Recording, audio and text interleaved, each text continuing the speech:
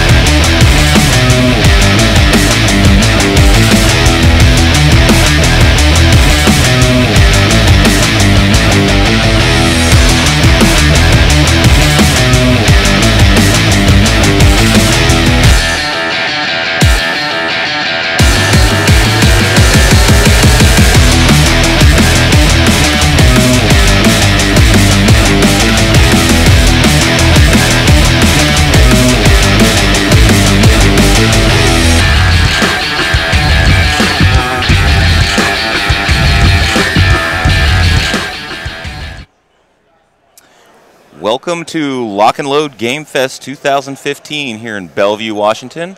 I'm Ed Bourelle, Creative Director of Privateer Press. I'm here with Michael Plummer, Convention Coordinator for Privateer Press. And this is the Iron Gauntlet Warmachine and Hordes World Championship Round 1 for 2015. We've got two great players. First up, we've got, at least first up on my side, we've got Jason Watt, and he is from Indiana. He's going to be playing Scorn, specifically Tyrant Xerxes today. He's been playing this game for 10 years, and he tells us that his favorite model is the Mammoth, although he doesn't actually have one in his list, and I'll tell you about his list here in a minute. Sure thing. We've seen Watt play for a long time, so it's really exciting to have this round. We've also got Olov Winroth, all the way from Sweden, hailing over here. He is going to be playing Khador. His favorite warcaster is Commander Zogtavir, the Butcher Unleashed, although that's not who he's playing today. His favorite model is the Old Witch of Khador and the Scrapjack, and he's been playing for 2 years, so a little bit of a gap in the amount of time played, but that doesn't mean that he is not a pro-level player. Olov is a fast learner. Yes, he is. Why don't we talk a little bit about Jason Watt's list first? All right, well, we have seen this list before at TempleCon earlier this year. Michael and I actually commentated a few games, and this is his Tyrant Xerxes list, so it looks like his battle group, he's got Moloch Karn and a Titan Gladiator, so he's got speed and a ton of hitting power there, and then he's got 5 units of Cataphracts, so we've got 2 units, 2 min units of the Incendiary Eye, 1 unit, a full unit of the Satrati, 2 units of the Arcurai. He's also got a full unit of the Paingiver Beast Handlers and the Tyrant Commander and Standard Bearer, which is just going to help all those troops even more. I think this is a really solid list, and we've seen him play very successfully with it before. It can cover a lot of ground, set a lot of stuff on fire, and just really be a really hard wall to crack, especially with Tyrant Xerxes. Absolutely. Fist of Halak is a force to be reckoned with any time a player plays it, but especially in the hands of someone as capable as Jason Watt. But I think Olov's not going to have too many problems, in particular because he's playing forward commander Sorsha, so her feat is going to help break through that wall quite a bit. In her battle group, she's got Silas Wishnilier, who's attached to Sorsha, and he has taken a conquest. He also has Kovnik Joseph Grigorovich, along with a full unit of Winter Guard infantry with officer and standard bearer, and 2 of the Rocketeers. On top of that, he's got a unit of battle mechanics. It's going to keep his conquest moving. The Great Bears of Gallowswood, who are going to give him some much-needed punch. Lady Anna and Master Holt, which will also help to drop the armor on all of those things with Kiss of Lalas. And then he also has Silena Rifle and the Nis Hunters, who are joined by Colden Captain Valichev, and that is going to help give any spells that will only help his faction models and units. That makes them Khador models. So, right, it's got a lot of synergy here. I'm really excited to see how he plays it. Nis Hunters as a Khador unit is very scary. That is a thing. Today, their scenario that they're going to be playing, they will be playing Outflank. The outflank scenario does not have the kill box in effect. As far as special rules, there are 2 zones on the table, and if you control the zone, they gain 1 control point. If they dominate, they gain 2. Victory condition for the scenario is a 5 control point win, or, of course, Warcaster Warlock Assassination will end the game. I think this is going to be a really solid matchup. I will say that I have not seen Olov play, but to get into this round, he had to have done some things right, and his list is super solid. So I'm excited to see these two smash into one another. I absolutely agree. I'm having a lot of fun watching these guys set up. They're deploying their armies right now. Looks like Olov is deploying his Khador models. He's got his Conquest up there. He's got some Great Bears going up behind his Conquest. And he's putting out those Nis Hunters now. He's got a nice central board position. He's going to push forward hard. Yeah, it looks like he's going to just centrally locate that Conquest so that it can sort of take on whatever it needs to. And I'm curious what Watt's going to do about that Conquest. He's got some high armor, and it's going to be a bit tough to crack. But 7 of the 16 players in this year's Iron Gauntlet are playing in Iron Gauntlet from an international place. So that's very exciting. So Olov's from Sweden. He's one of those 7. And we've got, that means that 9 of our players are from the United States. Yep. Yeah, it's a very diverse group of guys from all over the world. It's pretty amazing. So we are off on the first turn. Jason Watt has begun moving his models. It looks like the first unit of, I believe, Incendiarii, but I'm not positive from this angle. Jason does a pretty good job of color coding his units so he can tell which is which. Nope, those are the Archerai that moved initially. You see on the far left and right flanks is where he's got his Incendiarii. Yep.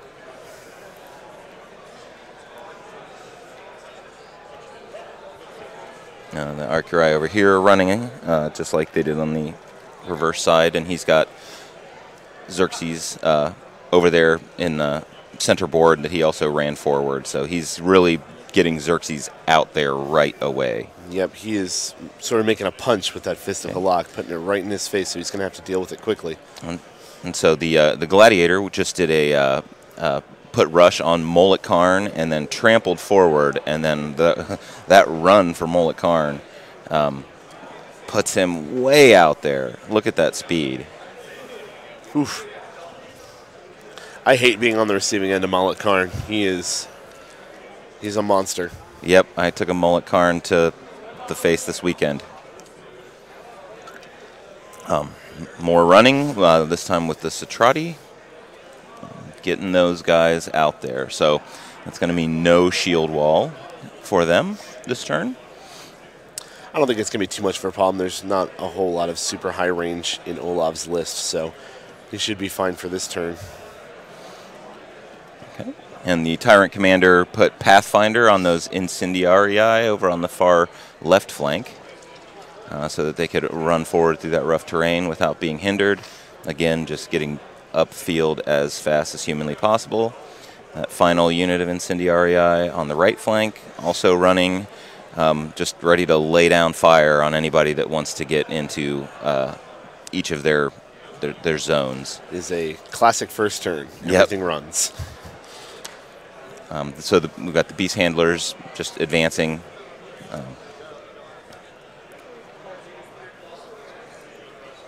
And taking the Fury off the Gladiator, and we're switching over to Olov. All right, so it looks like Olov is checking line of sight from his Conquest so that he can see what targets he might be able to fire at. That is that small amount of long range that I talked about that is in his list. Yeah, he does He's have that. activating his Nis Hunters. And it looks like they're just advancing. They're fast enough they don't need to run. Moving into that trench with a few of them here. Looks like he's going to choose to use them to fight over that zone on his left.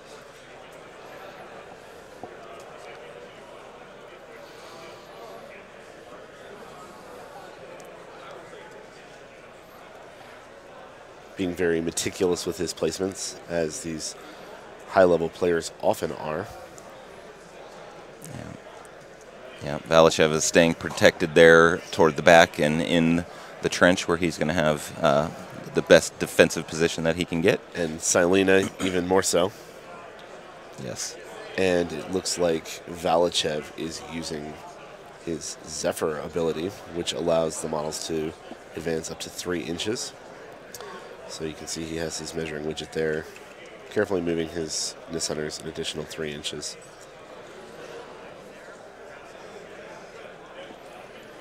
It's like Mullet Karn is going to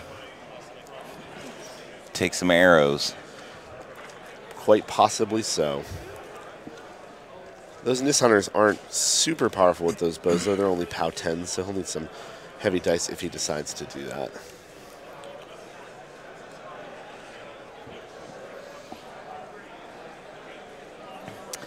And we have introduced with this game our new clock system, so everybody can tell the time on each player's side. It's a bit of new technology that we've been working toward, and so I think that that's really going to be great to be able to kind of keep track and build the tension.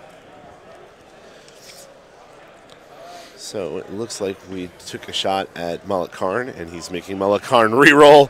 Oh, and that Mishunter missed with Snake Eyes. I hate when they do that to me. Jason gave out a little cheer there. Little hooray. Well, yeah. You can get those out of the way in the early game, though, right? That's right. That's right. Waste those Snake Eyes on turn 1 so you don't get them when they count. Because that's how dice work. Oh, absolutely. Just how you want them. Yeah, always. Always. You can see behind the players, the rest of the Lock and Load Game Fest 2015 is in full swing. Yep, we've got our other Iron Gauntlet games going on over there. Absolutely, and there are some other tournaments happening at the same time. Let's see.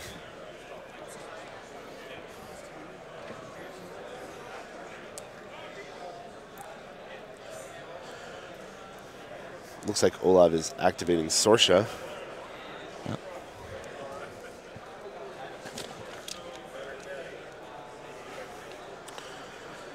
Sorsha has cast Iron Flesh on the winner card. And Boundless Charge on that Conquest, who is now charging for extra speed.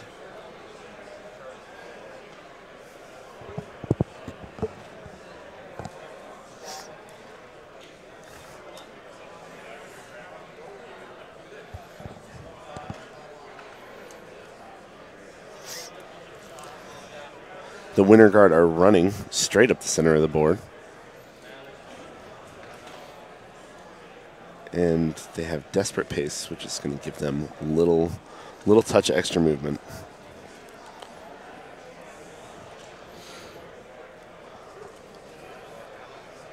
The officer is nice and safe behind the Conquest, where hopefully that's the plan, anyway. Yeah, one can hope, right? But deviation from one of those Incendiarii could really ruin her day. That's right. They're not used to that heat in the motherland. Nope. Wouldn't want to be on fire in one of those coats.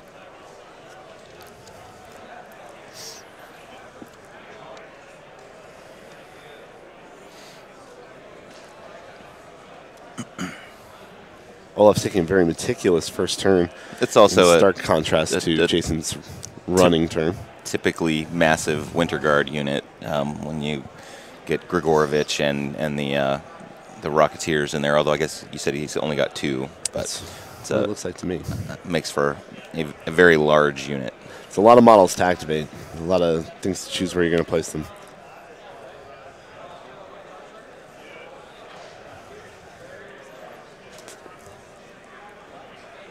Great Bears are now advancing. Looks like his mechanics moved up as well. Yes, a couple of them gotten base to base with the Conquest. A little insurance policy. Yep. I don't think that Conquest is in too much trouble at the moment. Pardon me.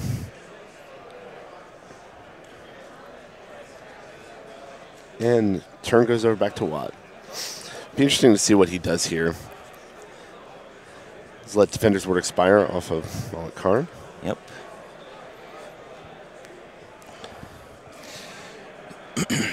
Lott's got a couple of options here this turn. So he's thinking very carefully. He's asking for some defensive stats. Yeah, he's got to watch what he does with Mullet Karn because he's got that 10-inch control area on Xerxes. Yep. Watt's no stranger to playing Xerxes, though, so he's not going to overextend, especially not this early in the game. Right.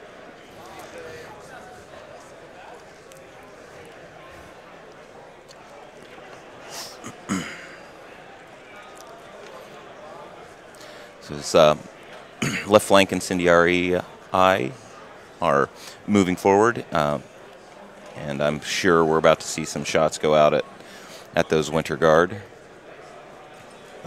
Yes, saying bombs away. And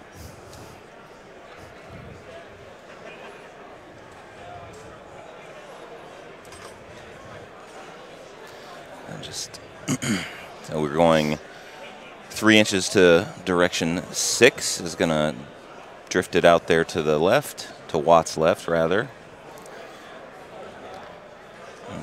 Thanks to our Olov's head is in the way. Yes, awesome camera placement. Olov's head is our AoE. It looks like we got one Rocketeer under there.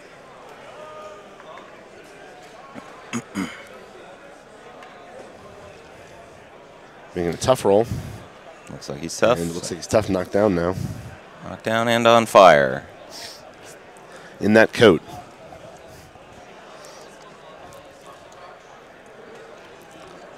Got a shot going at the mechanic.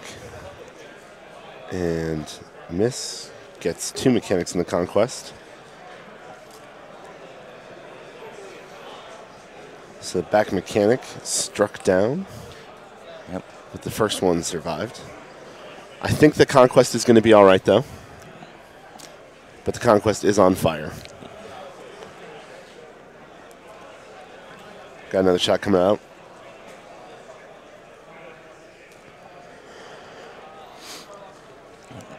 Yep, it hits another Winter Guard and makes his tough roll.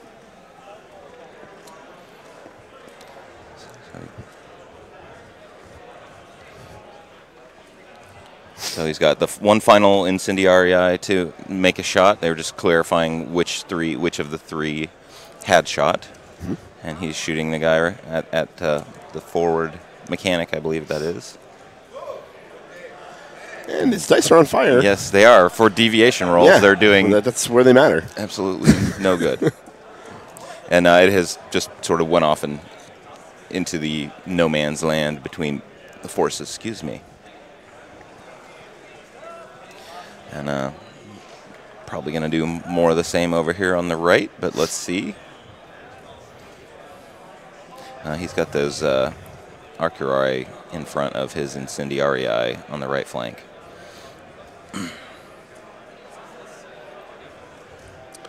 Watt's thinking real hard here. Watt is a very technical player, right? He really he's willing to take time to make sure that he's doing exactly what he wants to do in the right order. Yep. We always comment on how these competitive players are very precise. It's fun also to watch all these games. You can kind of see what their ticks are. Watt likes to play with his tape measure. Yep. He's got some temptation here. He's talking about to the conquest. He wants to try and put some hurt on it if he can. He's measuring his control area. My guess is that he's thinking about getting Mullet Karn over there. Mullet Karn, being right here, could potentially come this way, charging at the Winter Guard, and with sidesteps, could make it in base with the conquest. But we also need to make sure that Tyrant Xerxes here gets close enough. Way that forward. 10-inch control area is not huge. So we get the Arcurai advancing up on the right flank.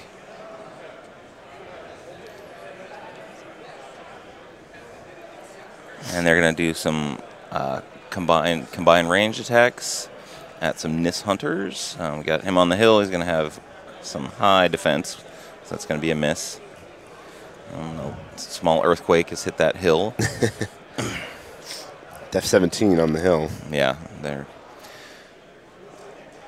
cagey. Yes.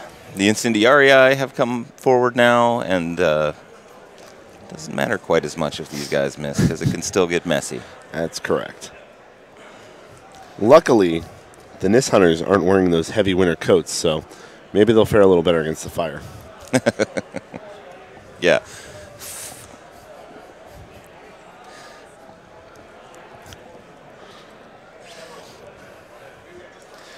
So Holt, they are clarifying that there is no immunity to blast damage if the center of the AoE is within the trench. So one Nis Hunter taken down, and looks like no damage to Holt, but he is on fire. That could ruin Olov's day a little. Absolutely. That is a great deviation.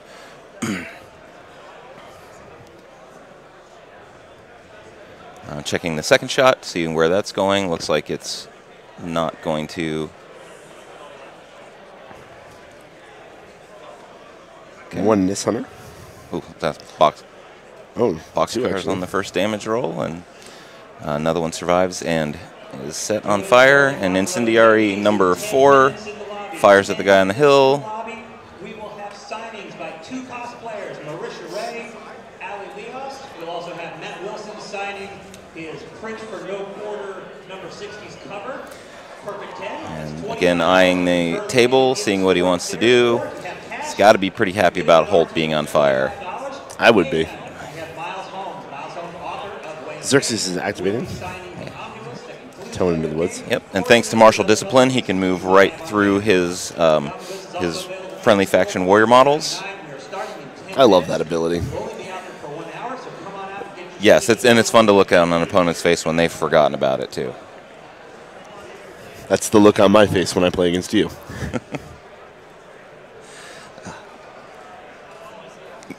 Probably similar to the look on my face when I remember the rules for my army.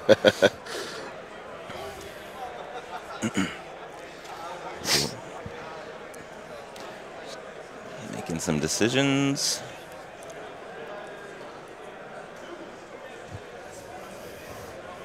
Measuring his control area. He really wants that conquest. He does. I don't blame him. It's the heaviest wall in Olov's army. If you can take that down, it's a 19-point chunk. And is that a good trade for Mullet Karn? Absolutely. I would say yes. He's still going to have his gladiator, so.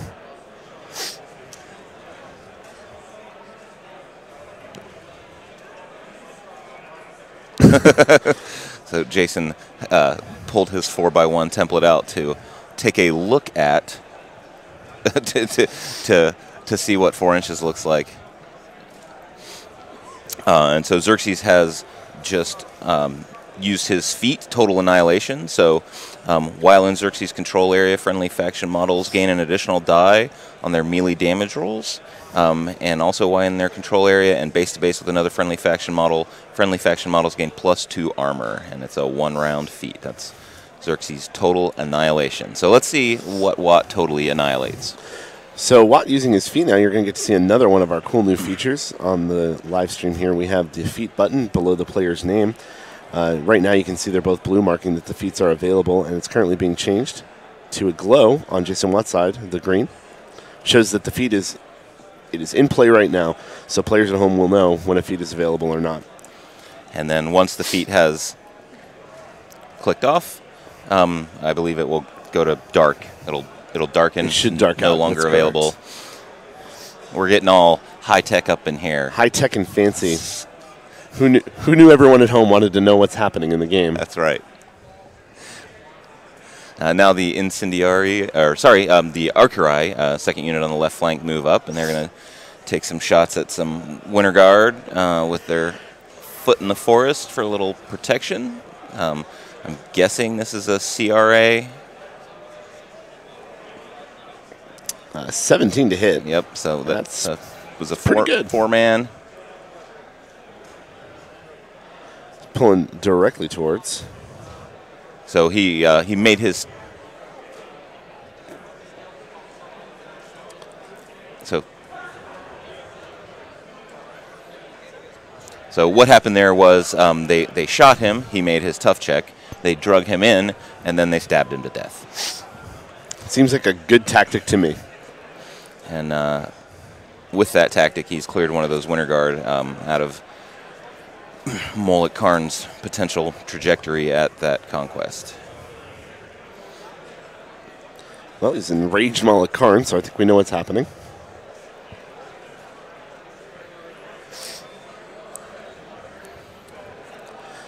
And as Watt so aptly put it, now that all the buffs are up, it's time to giddy up. That was a real quote.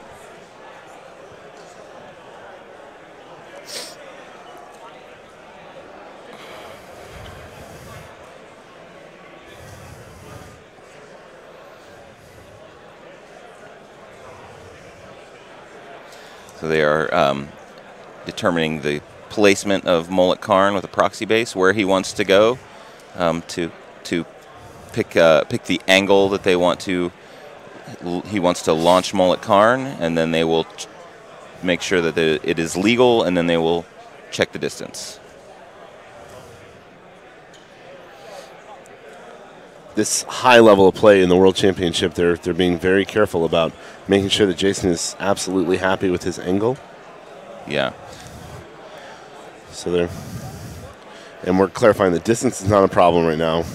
They're just making sure that this charge is possible.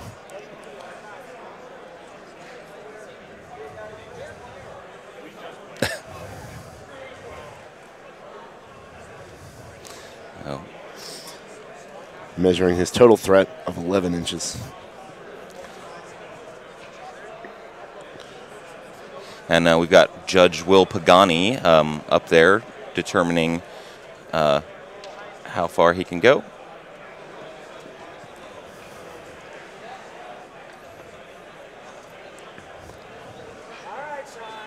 And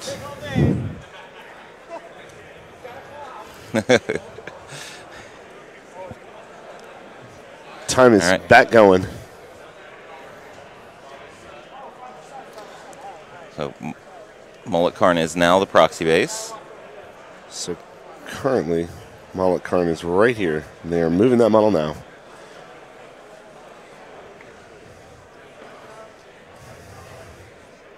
He's going to go to maximum reach. Measure his control area. So now they're determining the distance. Correct. Looks like he makes it.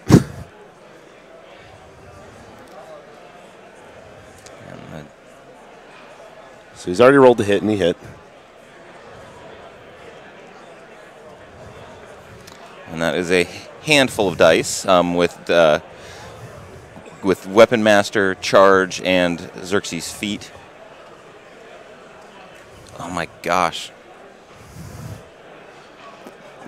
So he did 23 damage to the 6. That was 666. Oh no, it was 666. 5. Boom shakalaka. Was that enough dice? 5 dice. 2 for normal, 3rd for the charge, 4th for Weapon Master, 5th for the feet. Is that 5 damage with the second attack? Not quite as...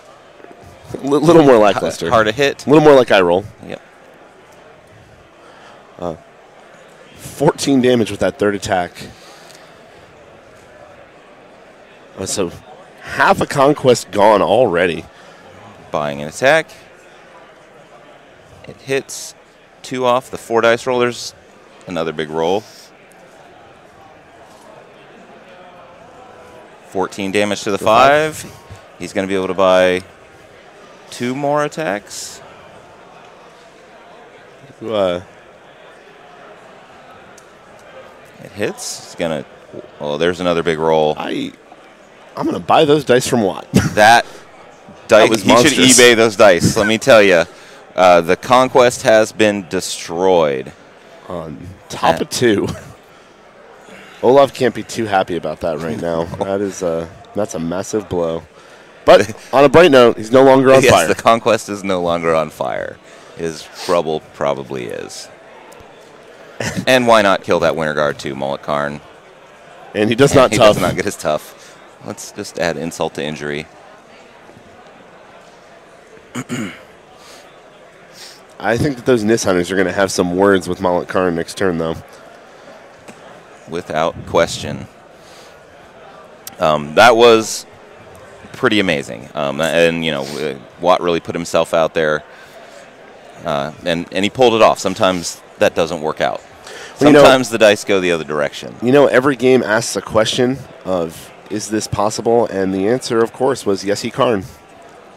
Oh, Plummer, you're back, my friend. We're getting woke up now. Yeah. All right, so some other stuff is happening on the table. Not nearly as exciting as killing a conquest, but unit of Satrati have advanced into the forest. And I have a feeling that the rest of Watt's turn is going to be, you know, just pretty technical, getting some guys placed up there and ready to receive. But bricking up and getting ready to take advantage of the defensive side of that feat. Yes, so the Olov is probably going to put a lot of resources to getting rid of Malak Karn, so all of those cataphracts are probably not too big of a threat. Here comes a whole bunch of fire rolls, because it is now over to Olov's turn. All right. So those Nis, Nis dies to fire. Second Nis. Oh, Holt dies to fire. Oof. So that's not great. But Lydiana is not scared. She didn't like him much anyway. Winterguard dies to fire. Goes up. The mechanic goes out. Another Winterguard dies to fire. It's tragedy. Those coats can't deal with the heat. It still seems more protective than, you know, just elf flesh. Sure. So,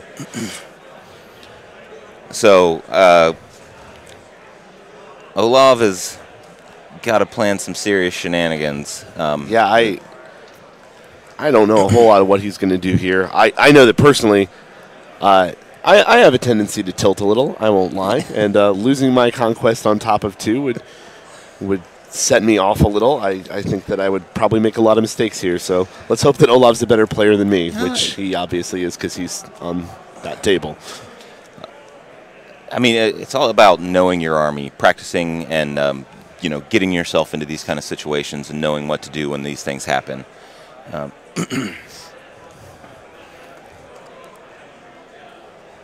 lot of thinking going on here. Warmachine being a thinking man's game.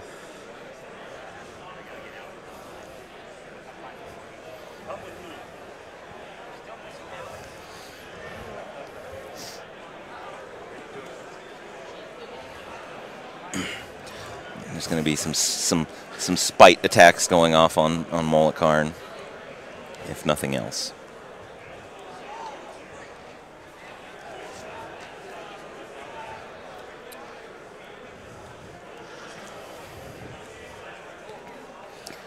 Watt waiting patiently. This is an important turn for Olov. Yes, I mean, like when these things happen, it is definitely worth it to take the time and really analyze what it is that you want to do. Absolutely. You know, you've lost a huge chunk of your army, and Holt. I mean, Holt is no slouch, so losing him that does not help him. That's for sure.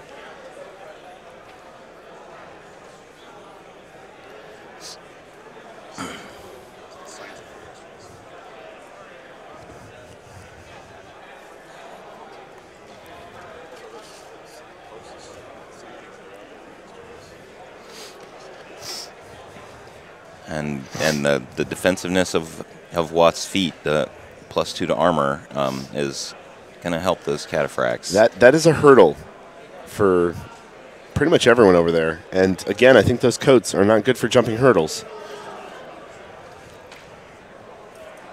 I have no words. I'm really just waiting for something to happen here. I know you do.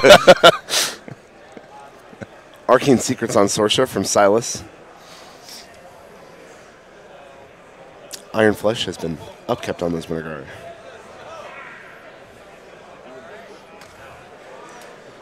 So we are measuring Control range. control towards Mullet Karn. Looking at what 10 inches looks like.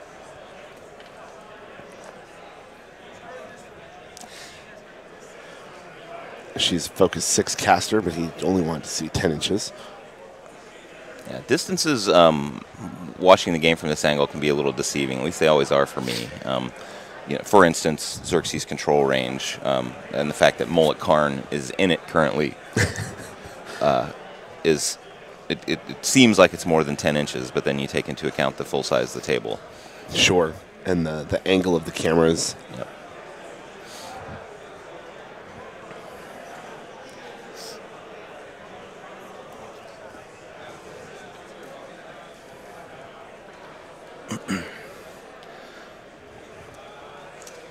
You notice Watt's still very active in play, watching what's happening, probably planning his next turn, assessing where he's going to go, depending on what happens. All right, so Sorsha is going to charge Mullet Karn. Let's get it done. He's going to be real sore after this.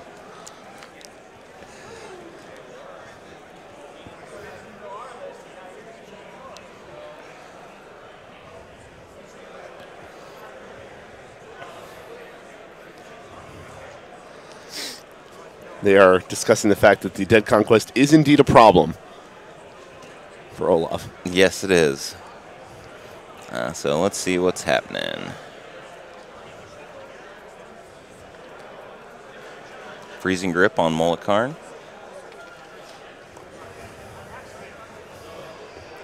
Looking for... It does hit. So he is now stationary.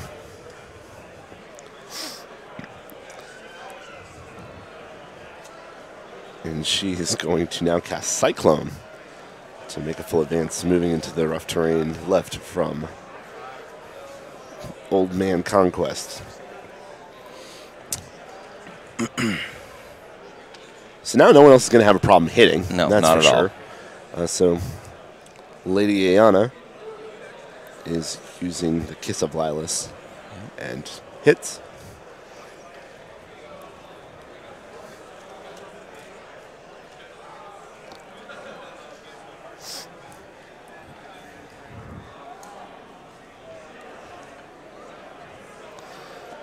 Activating the Nis Hunters. They're advancing. See if they can put a dent in some cataphract armor. It's gonna be a tall order for POW 10s. He's got a few over there that aren't in base to base with one another to benefit from the feat. So there might be some choice targets and combined range Valachev attacks. advances towards the hill. Stand in the back. Lead from the rear, Valachev. Lead from the rear.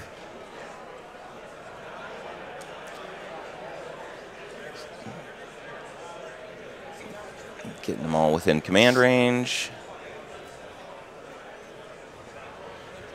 And Selena's going to sit in the back.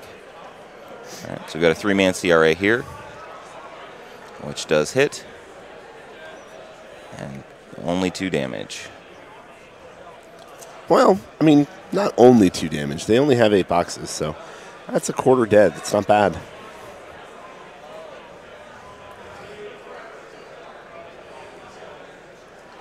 Range from the rear. Absolutely in. So this is, I believe, another 3-man. And there's a better die roll. That'll do it. That's the 6 more 6 damage. needed. Pops him.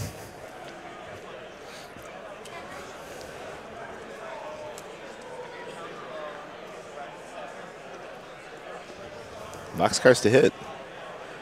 And not boxcars for damage. Couple points of damage. Looks like 2. And now there's Zephyring to get out of dodge, as it were. Yeah, he's not going to want to leave that zone open. Not entirely, anyway.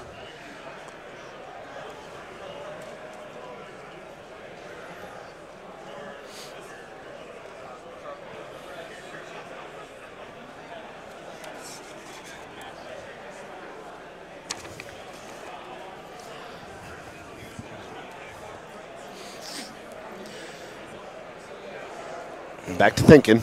Yep. Yeah, right now Watts is in a pretty good position to get some control points on his turn. Absolutely. Especially over here on the right side. Remove a few Nis Hunters, which fire does nicely. And I think as long as those Citrati and Arquorai can remember which side to stick the pointy end, we're going to see some more dead troops. Some more advancement, this time from the Winter Guard. Some taking cover in the wreck marker, some moving into that zone to contest.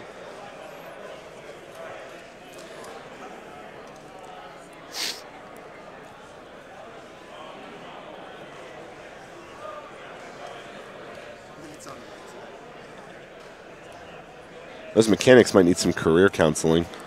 They're not gonna do much for the rest of the game.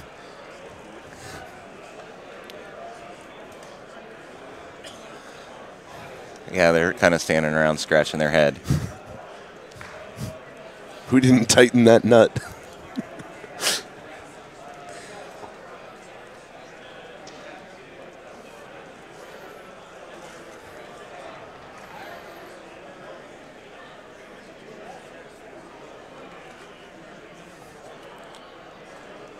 Finishing up his moves with the Winter Guard.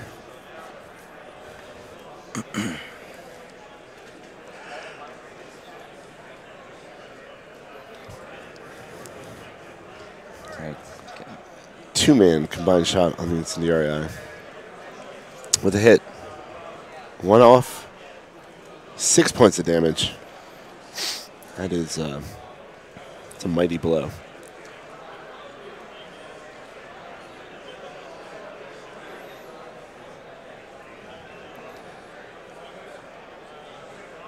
Shot at the RQI, misses. Another shot. Rocket for the same guy. Misses. And he didn't want to miss that. No, and it's going 5 to the 1, kind of into the open area back there. Yeah, I can almost see the Rocketeers rolling down his face. You're so good at that.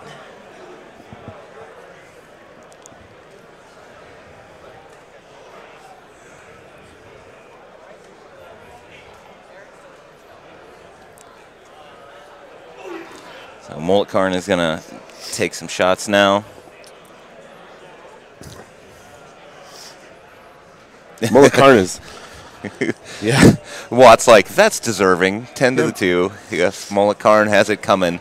Maybe Mullet Karn should invest in one of those jackets.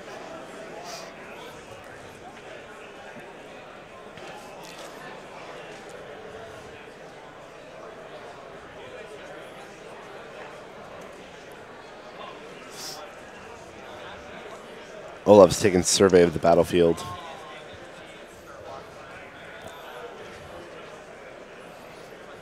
Kovnik Joe activates.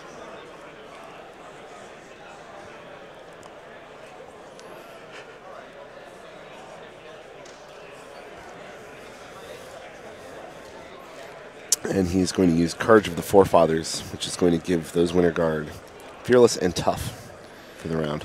Those mechanics run. They have found a new purpose in life. Yes. And it's to stop giant balls of fire from raining from the sky on all of the people that have a lot more usefulness to the Army than they do. I mean, Ed, I know the other day you were telling me a story about hitting yourself in the face with a wrench. So I imagine that they can do some damage. Oh. Thanks for that, Plummer. You actually were. True story. I knocked myself out with a socket wrench. I've had better days. Could be worse. You could be that Conquest. I felt like that Conquest.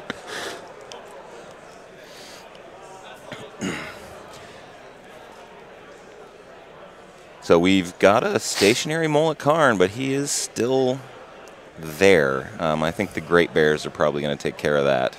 I have a feeling. And on cue, Smashy.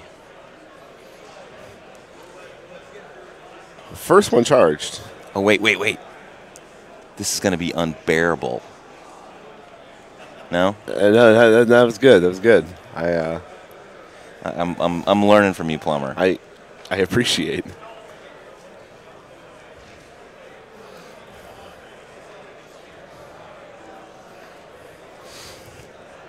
So we had one of the Great Bears charge up, the other two staying back a bit.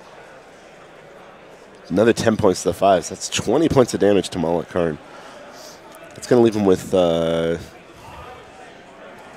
6 or 7 points left, I think.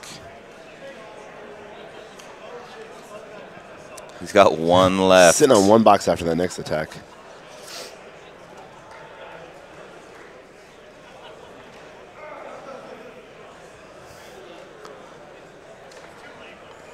That does not bode well for Sorsha.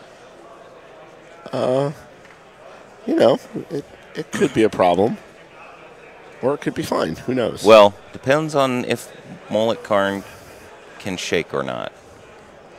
I don't know what is out on him right now. Oh, that's true. That's very true.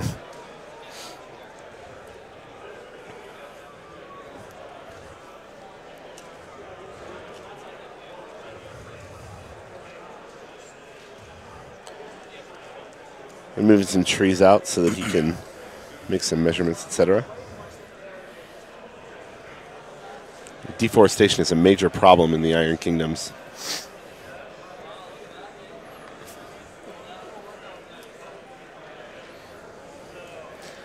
All right, so he was checking range on Martial Discipline to see who he could move through some of these other models, and then Incendiary are advancing, and I assume Wass is going to try and clear that zone, and this last guy did not have range for Martial Discipline, so he had to kind of go around.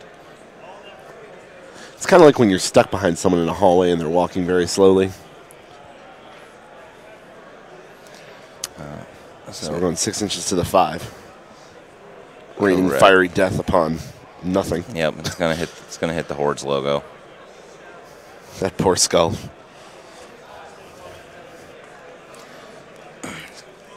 He snake eyes miss.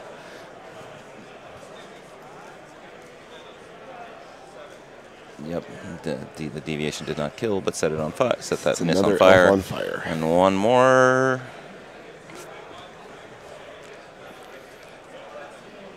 That will miss.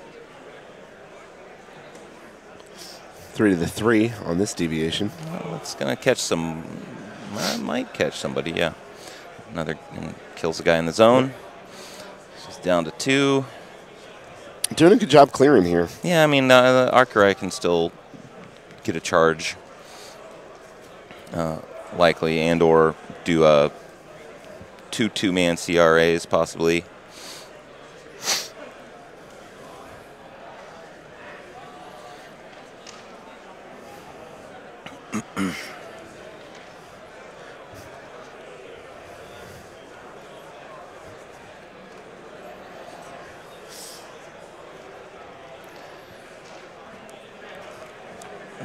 He's going to activate the Archerai. Advancing 2. The other 2 will likely hold still to get the aiming bonus. Yep. And call it. CRA up on the hill.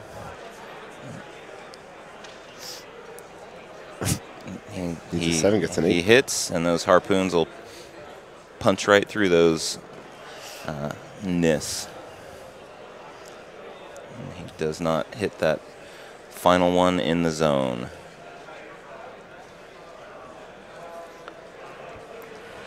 I think that's going to end up being a Satrati charge then. There's always some answers. Watts is asking how he knows where the zone beneath the hill is. So they're pausing the clock? Yep.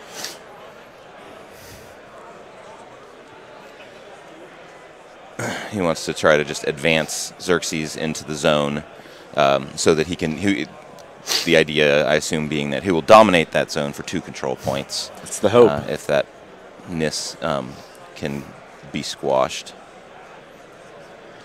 It's one thing that... They're discussing the terrain placement because he can't measure directly across from the other side because we've got another hill. So I think that they're just going to use Mr. Pagani's best judgment on where the edge of the circle is. Begun is actually currently spazzing out over the fact that he can't measure that.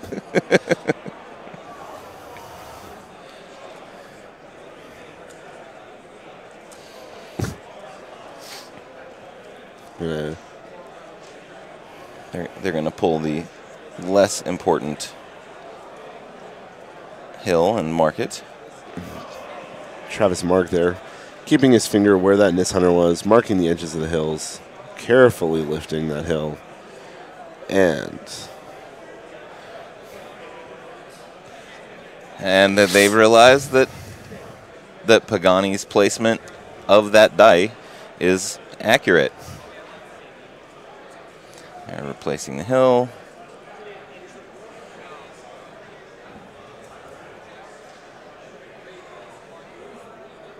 And they are replacing the Nis Hunter onto the hill.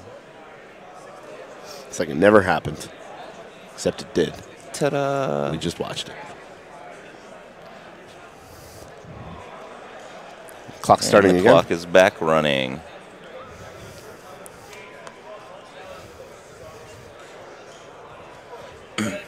And lessons in terrain placement have been learned. I think those Citrati are going to. Yep. Oh, yeah, they're going to move forward and stick them with the pointy end.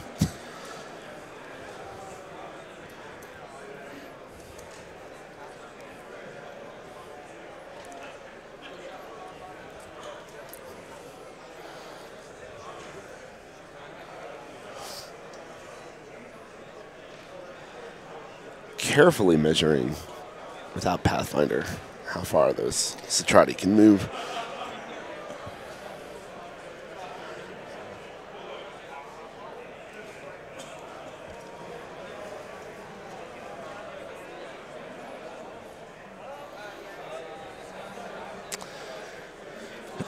So we're getting a three-man CMA against the Hunter. And 8'll do it. Yeah, that wasn't very Nis.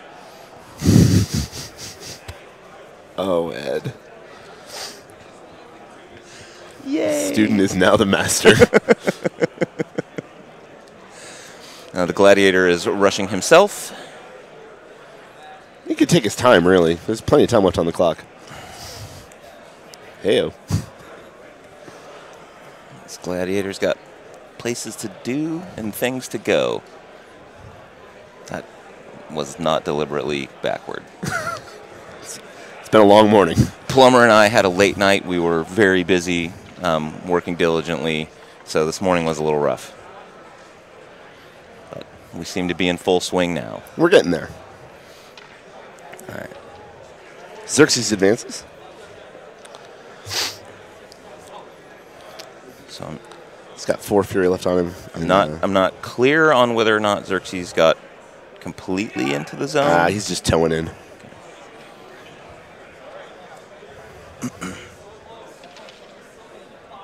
They've pulled the Fury off the Gladiator. It's one thing I'm really bad at when I play Hordes is knowing how many Fury to pull off a beast. I love my scorn, but I mess that up all the time.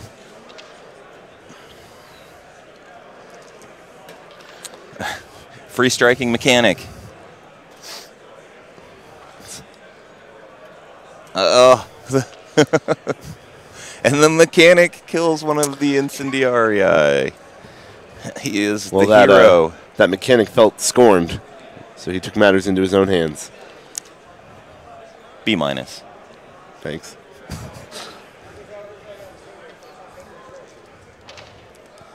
So the remaining 3 models in that unit are going to advance up. And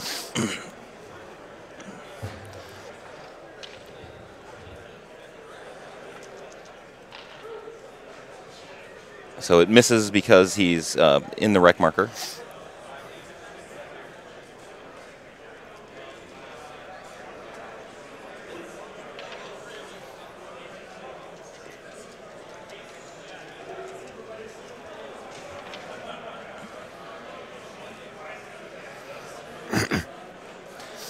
It's kind of off the commander. Yep. It misses the mechanic leader, but hits a winter guard. who's set on fire.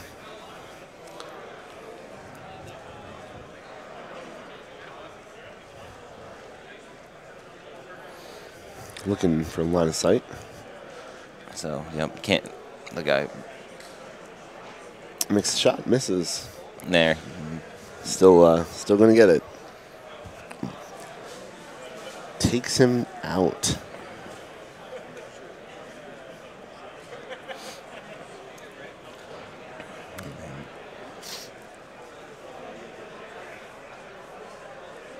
So it comes back, and we are going to have a flaming incendiary eye.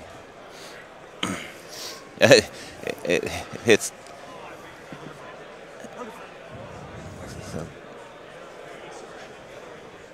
So we've got 2 flaming incendiary now. But they're fine. That's what happens when you play with fire, right? It's an occupational hazard. It's true. Sort of like when you play with a wrench. I'm going to hit you with a wrench. Noted. I'm not kidding.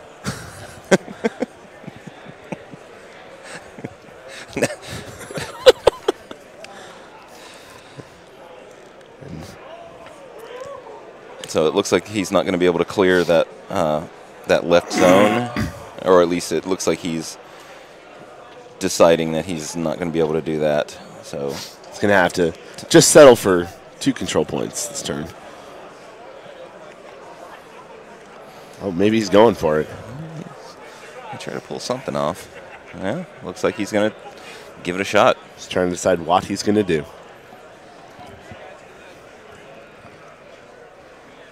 I'm here all week. 2-man CRA. He's going to shoot some winter guard. Misses. Another 2-man. And also a miss. Yep, the dice went against him that time, and he missed both shots on those winter guard. And turn goes to Olov, earning 2 control points. So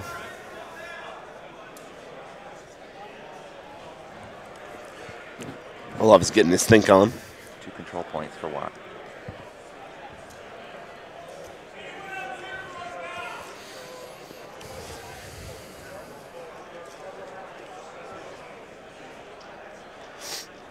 You know, while that's happening on that side of the wall over here, Iron Arena's in full swing. A lot of stuff happening here at Lock and Load Game Fest 2015, not just the Iron Gauntlet. Yes, and tonight we have our cosplay costume contest that we will be live streaming as well. It should be a lot of fun, and then just getting to see everybody out here enjoying their games. We've got tattoo parlor in the back. People are getting inked. And our Espionage Cosmetics partners, giving people some nail wraps and some temporary tattoos for those not willing to commit. So we just had some fire rolls over on the table, and looks like we lost a winter guard on the hill. Yep.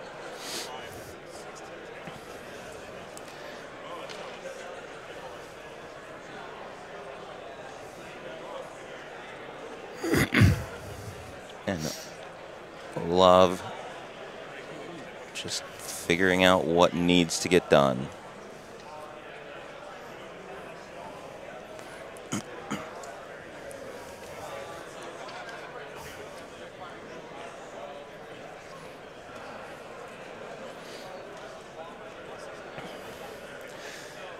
Getting Cataphracts out of a zone is a lot more difficult than getting Winter Guard out of a zone. That is true.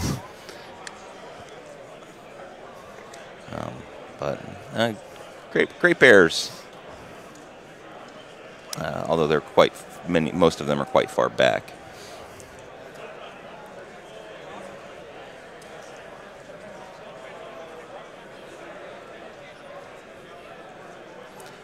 And I would suspect Watts is feeling pretty good right about now. I would think so as well. However, I think he knows not to get overconfident as well when.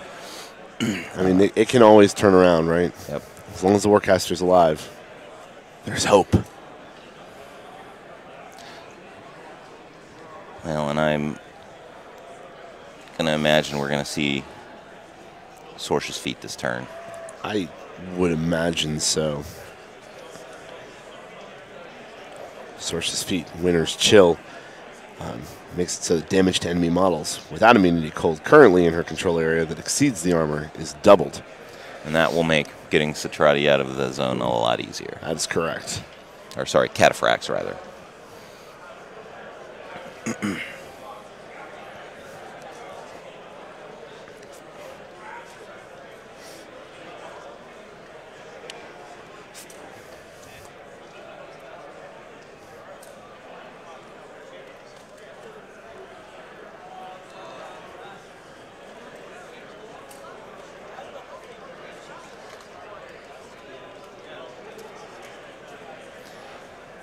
Sorsha is activating. He's moving her to the edge of that wreck marker.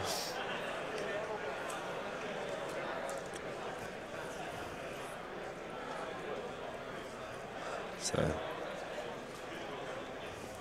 range 10 shot with that quad iron. Oh, no, that's a freezing grip, actually.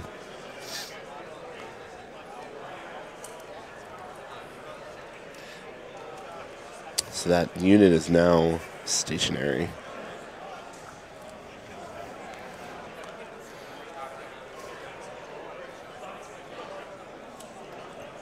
And as she puts desperate pace on the winter guard.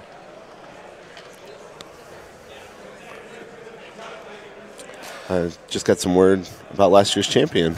Jay Larson has been defeated in the first round.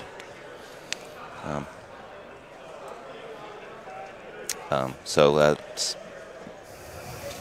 you know, not great for Jay, but again, the opponent that likely went into that game intimidated, and I'm not sure who won that match. I can't say who you know, was that playing, was but probably quite a scary match for him that he came out of feeling pretty good. So it looks like we will have a new champion this year, though. It's very exciting.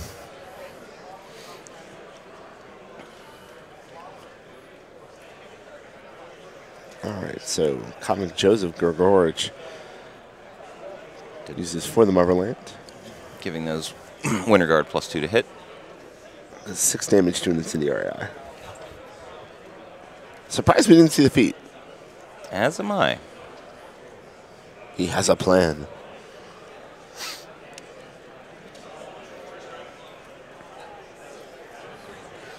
Surveying the battlefield.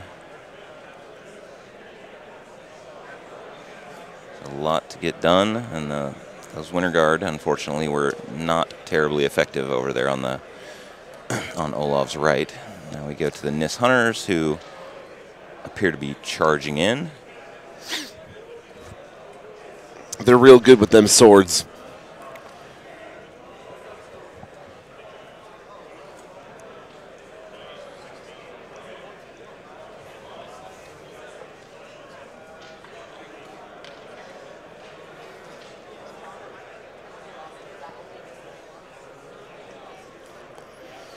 Trying to decide if there was a free strike there, but it did not look like it. Yep. They're going with no. That's going to be a free strike, however. It would be, except that those Satrati are stationary. Frozen, yes.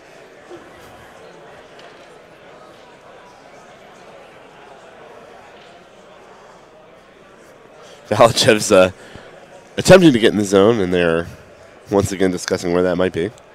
They're just going to call that good. Is their decision. From this angle, it looks like it looks right. Yeah, toe in. Selena gets up there as well.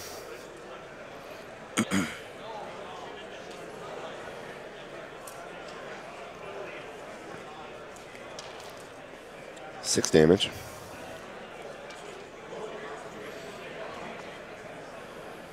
Biak's cars to hit. Big damage roll. So murders that one.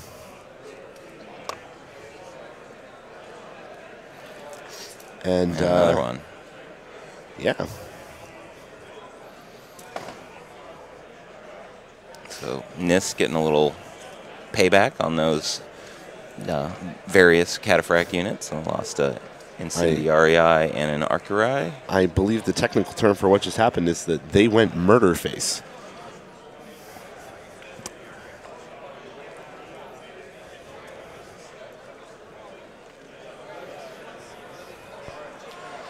We are down to the Great Bears, who are Charging. getting the run charge order. And I got 2 Great Bears running. And the greatest bear. Charge. Yeah, backswing on Mullet Karn. That's a hit. Hit, and he's got 1 box left, right? He's got... Takes him out. Mullet Karn goes down. He misses the winter guard with the backswing. Work on that aim.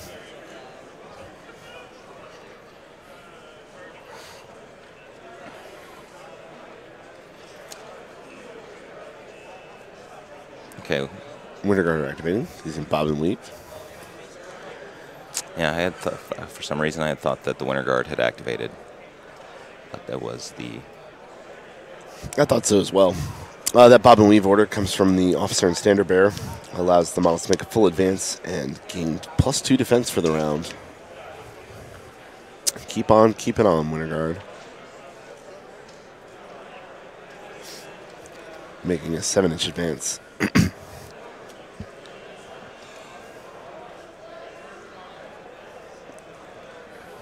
Officer staying in the midst of the rubble to take advantage of the cover that it provides.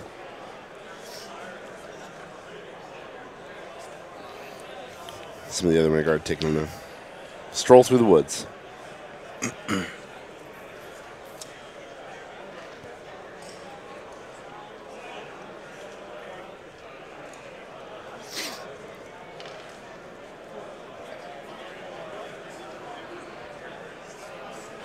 Got more results starting to roll in. Yeah, we'll have to get some winner names. Right now we're hearing some of our returning players. We're hearing about losses of our returning players, but I would certainly like to announce the winners. Absolutely. Let's focus on the positive.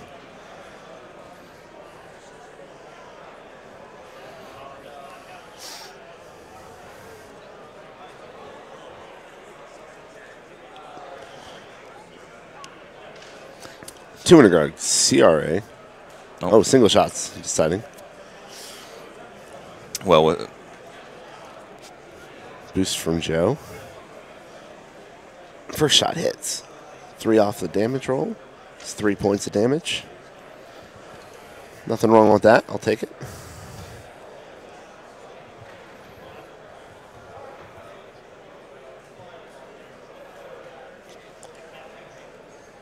he hits. And that'll be 5 5 damage. points. Kills that one. Well, he doesn't have to worry about that fire anymore. That's true. He's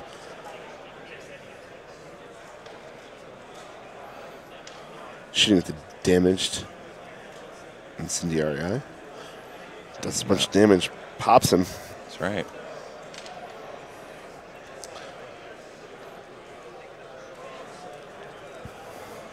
Incendiary eye are a lot like potato chips. You can't take just one.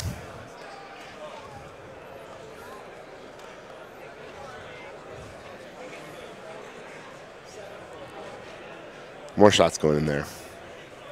He wants to get rid of that fire. I don't blame him. I don't blame him.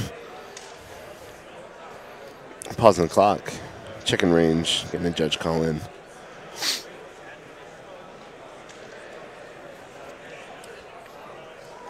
And the ruling is that he is in range.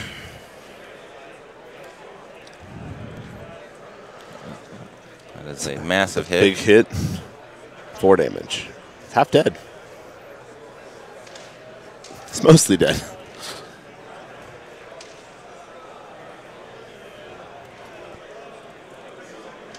And takes him out. That's a it's a nice little moral victory right there. That's right. Incendiary.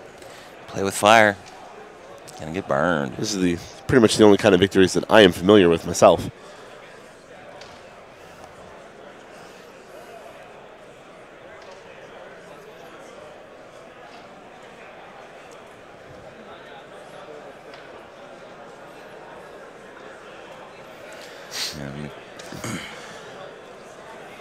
got to judge. All right, so we got a judge call about line of sight, measuring 3 inches through that forest, and he was able to take the shot. 3 damage to one of the Arcurai.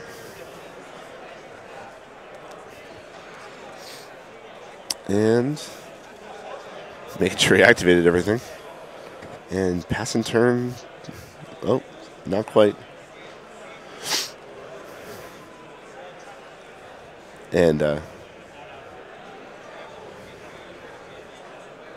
Iana enters the trench and gives herself stealth.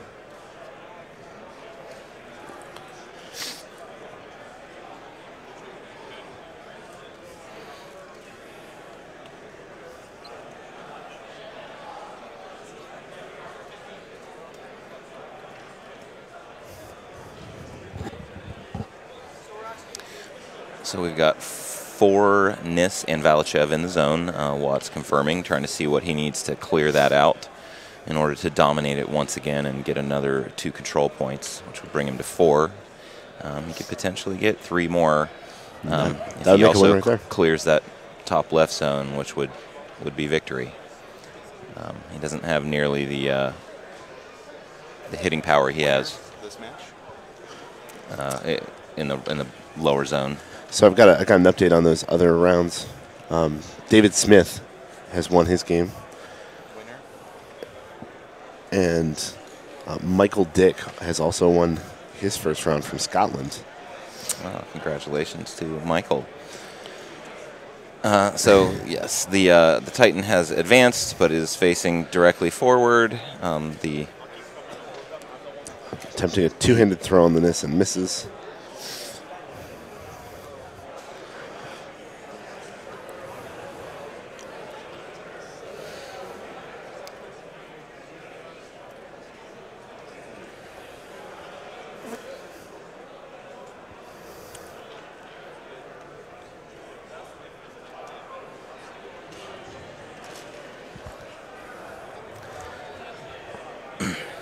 Definitely trying to determine the best course of action here.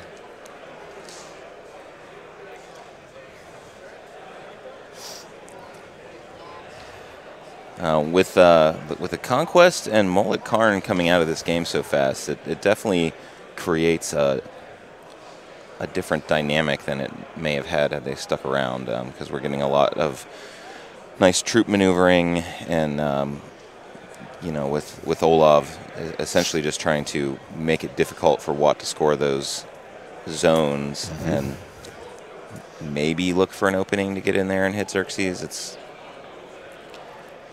Maybe that's what he's holding on to his feet for. Hard to tell. Right, is an assassination, which is his most likely way he's going to win this game. Completely clearing his zone of cataphracts is tough.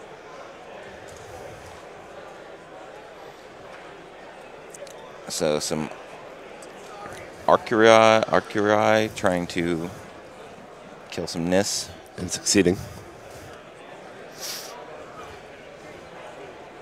Xerxes. Oh, sorry, that was Xerxes, not Arcurai. Oh. Can be hard to tell from this angle.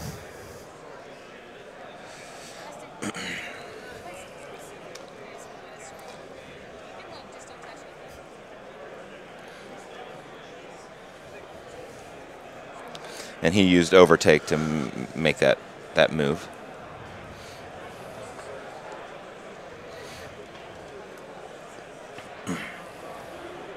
He's press forward on the incendiary. You remind me what press forward does that. Yep, that's just +2 speed when making a full advance. Can be useful.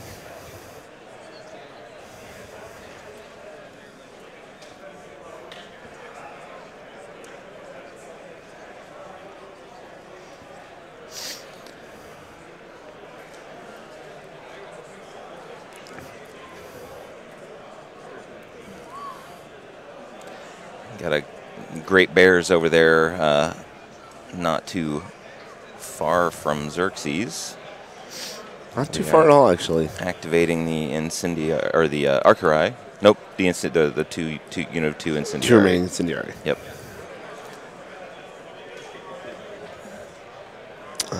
Kills in the center. Yeah, he boxcard the damage roll on his own Cataphract, which will do 3 damage to him.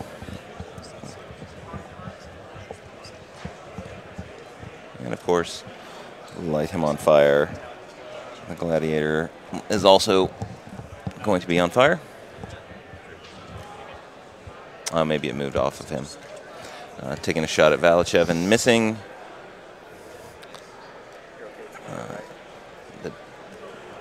No damage, but the deviation they didn't do because it can't scatter off of him from that range.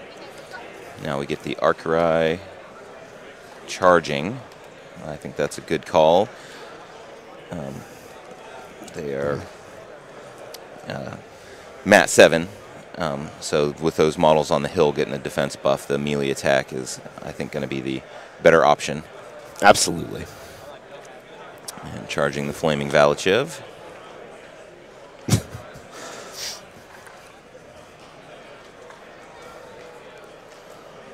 Sounds like the name of a punch, a Flaming Valachev. Make mine a double. All right, we're going to attack Selena first. None of this on Selena. Selena gets to live. Attacking Valachev. Valachev. I mean, that has been murdered. Says Kadoran Coates. And Selena passes her command check. She never liked him much anyway.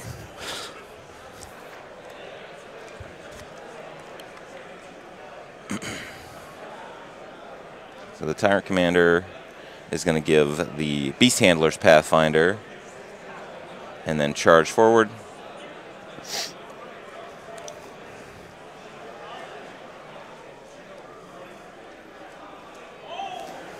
With the Banner Bearer running. Attack roll against the Winter Guard. It's going to hit. Just hits the 17. Yep, Winter Guard goes splat, and tough roll. Tough roll failed.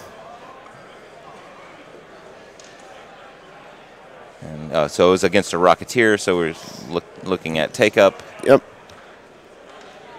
Base handlers are going to activate. And we get a charge. See if we can get Selena.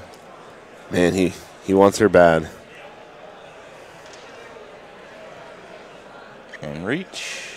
No, they're nope. Way out. So failed charge. He desperately wants to kill Selena. Looks like it's not going to happen, and he is not going to be able to dominate that zone. So he's got a Pain Giver that can't see out of the forest. He has just going to have to run with these last 4, it looks like. So just for our friends at home, this is Tyrant Xerxes right here. So look at this technology, folks. Be right there. Gladiator charges the, or excuse me, Pain Giver charges the Gladiator to get up there, and the rest run.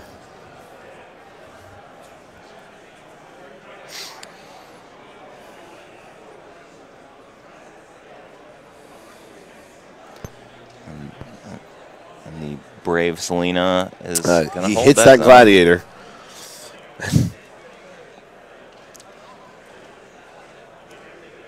It's going to do 3 points to the 2.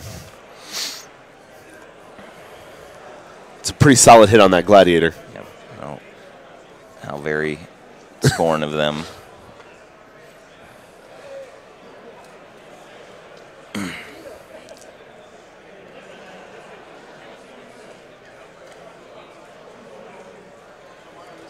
So we've got some charging Archery. Yep. Let's see if we can get this zone cleared.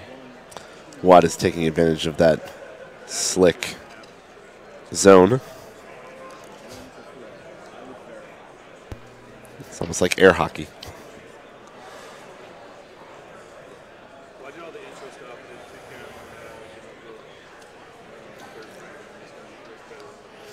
Looking for 9s to hit. Gets an 8. He intends to hit, pardon me. That's 2 misses, and 3rd misses. Oh, there he goes. Gets one. Nailed it. And with no tough. Right, no tough because he used for the Motherland last turn. Correct. And we go back over to Olov. Not the turn that Jason was looking for. Well, you can't have the perfect turn every turn. That's right. And those Satrati in the center, because of freezing grip, were unable to shield wall. Correct. So they're going to be much more vulnerable this turn.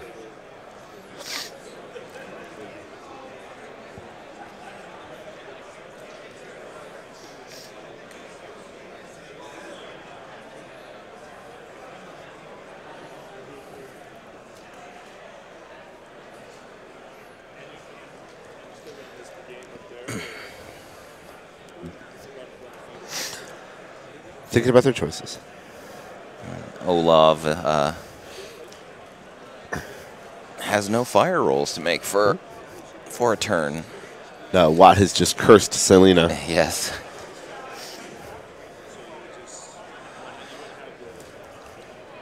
Always the good sport. He's laughing about it. Yeah, he's laughing. He's having a good time. I've said it before, but probably my favorite thing about our high-level players is they're all very friendly with one another, and you'd barely know that they're playing for all the marbles from the way that they treat one another. Yeah, they nothing but good sports, yep. Clean play, and when it comes down to doing something they love. Yep, and when it comes down to it, it's a game. Games are for fun.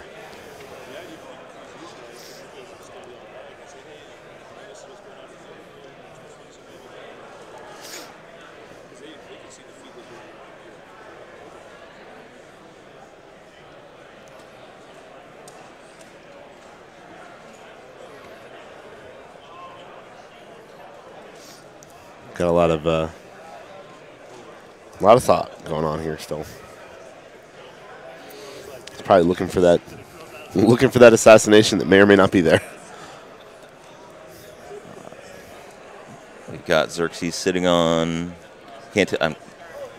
Fury are on the Gladiator or on Xerxes? I'm not sure.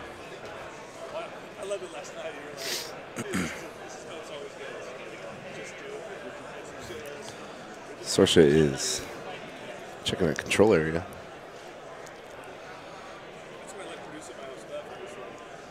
And Sorsha's going to use that feat. Yep, the feat that tokens feat down.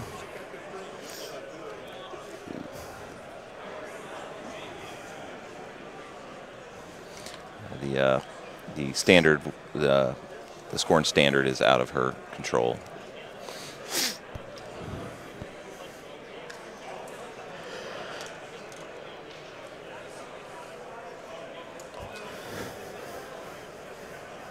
So once again, Olov's gonna freezing grip those Satrati, and he hits. It's a solid hit. He is just really not a fan of those guys, apparently.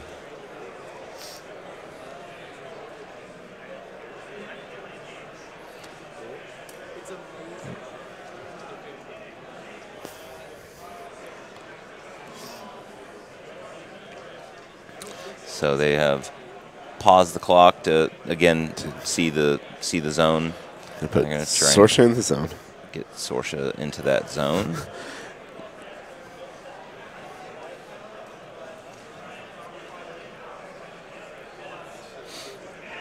So just a straight advance, they have determined, is going to leave him a little bit short of that zone. So he is going to have to charge if he wants to get in there.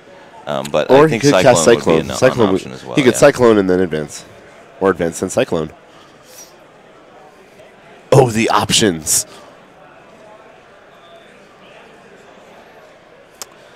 It would be an interesting turn if Olov was able to dominate this zone.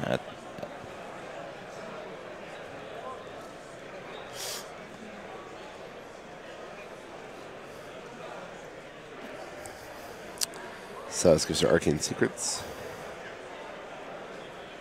I think that happened. I could be wrong. So she is going to open up with her Quad Iron, shooting at some Archery. The boosted attack roll hit.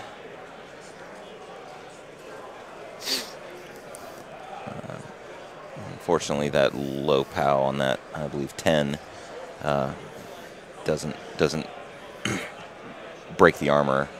Nope. With that low roll.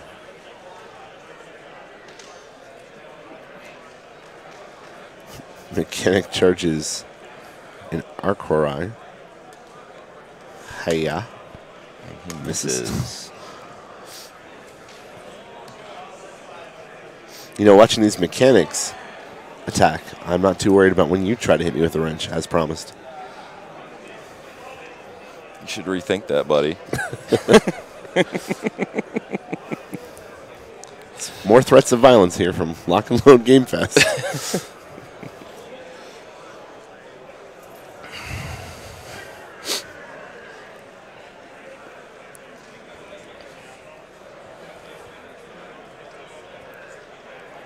Give me one of those plumber wrenches. I don't even know what that means.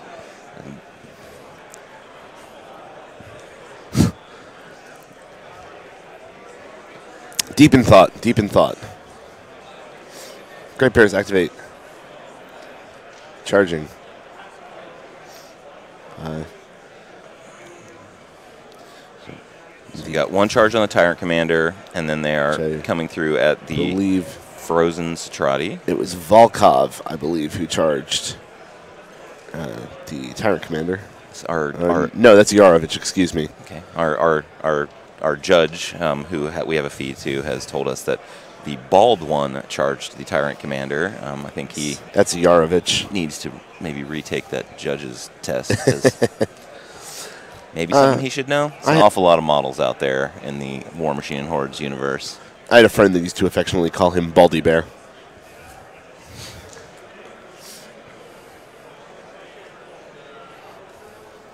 And the Tyrant Commander goes down.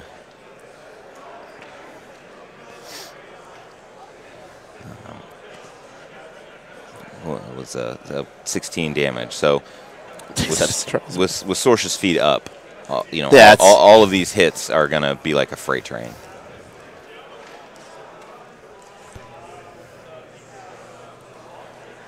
Another 18 damage to another Satrati.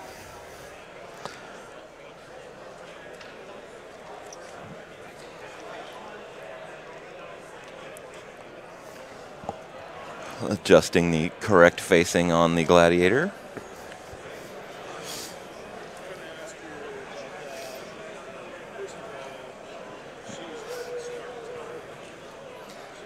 That was a backswing on a Pain Giver.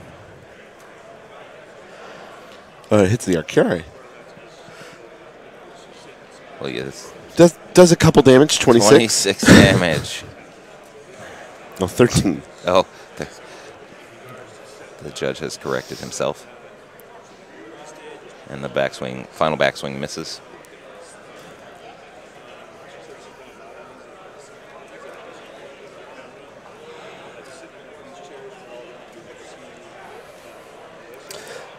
Selena is charging Arcari.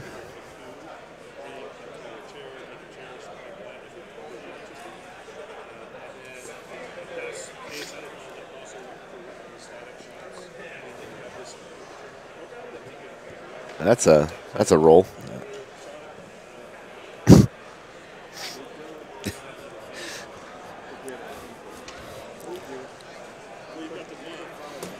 Coming through the feed, we get to hear such excellent things as roll a 22, remove a model. Yes. That's correct, William. You know, Olov has stayed calm through this whole thing, and I would be a hot mess. I'd have lost this game at least last turn. Yeah, he's definitely whittling away Watt's army.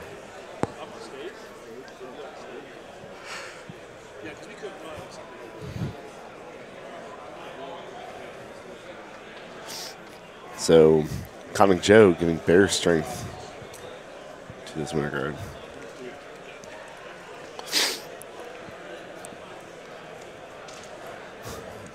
Judge checking the line of sight.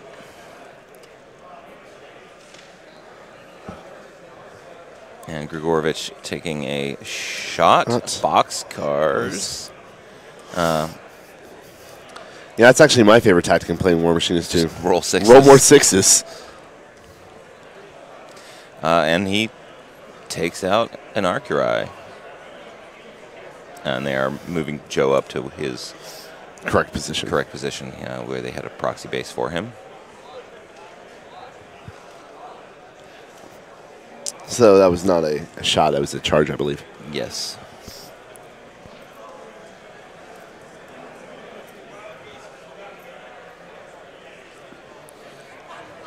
Got about 36 minutes left in this game, possibly.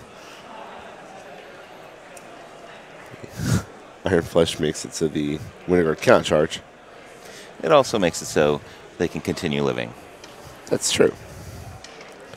Priorities. They're going to receive a Bob Weave order. That makes them def ridiculous.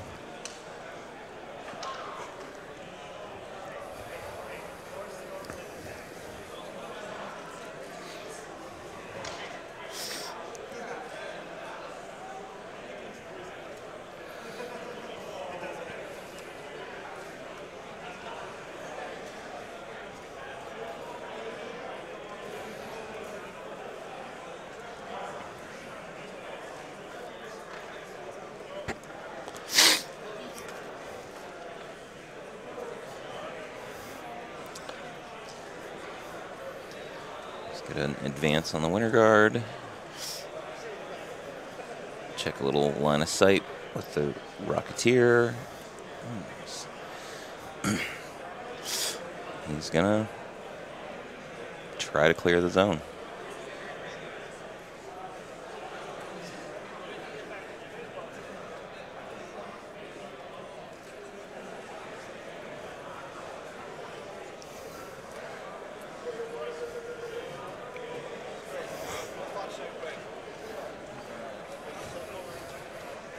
Here comes some attacks. Oh, and Arcurai goes flying. So rocket shot on the standard is going to deviate 5 inches straight back. It can go 4. It's going to hit that Arcurai. But that is going to likely keep him from clearing that zone.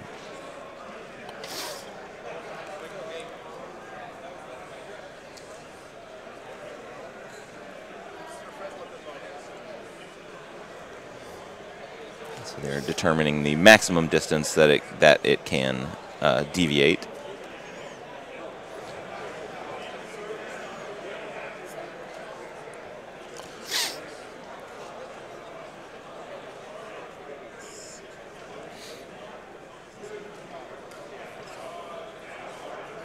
Trying to determine if that winter guard is going to get hit, but it looks like it is only the Arcurai that the deviation lands on. Jason really hoping that that winter guard gets blasted. And it would make his life a lot easier. No damage to the Arcurai with the blast damage. 3-man CRA. Into the Arcurai. That'll do it. Yeah. 20 damage.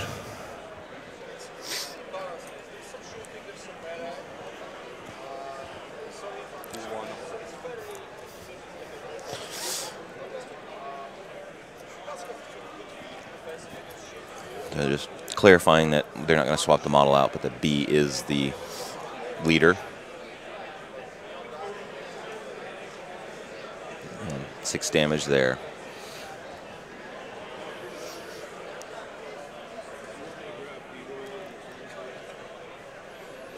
Lots left flank quickly disappearing. The zone is still contested, however. The game has been brutal.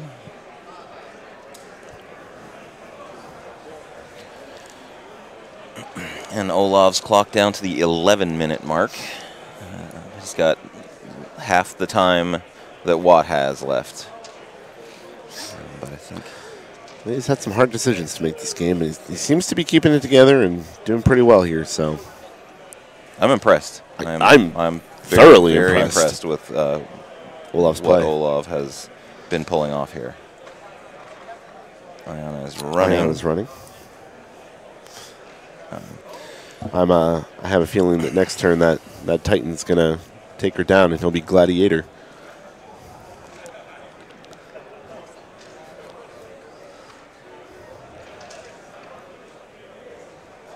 I've been saving that one almost the whole game. Yeah, nice. I've been waiting.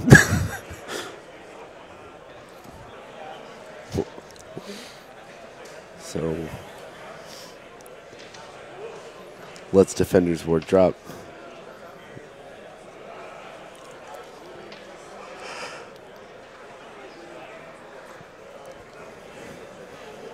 So Incendiary activate.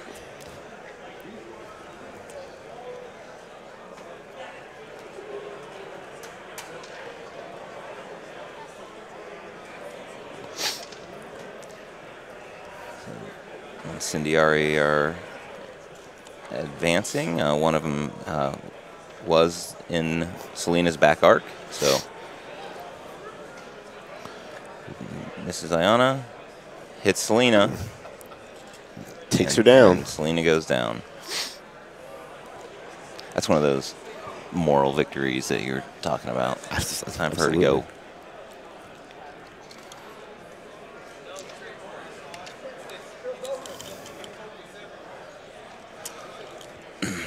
Using that martial discipline to his advantage. And Snake Eyes will miss the Great Bear.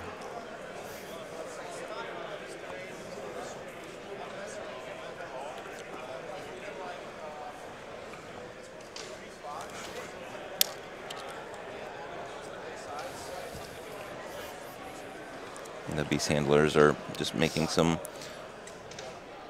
advances. Mm-hmm.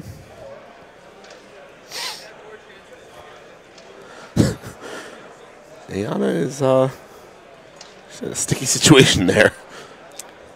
She's providing a needed speed bump. That's true. All right, he's going to try to hit Iana with a whip. Yep. Two damage to Iana from the whip, the Pain Giver whip.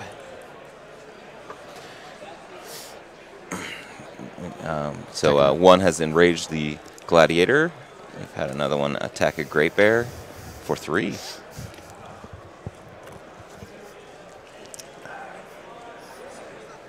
Four damage, that is.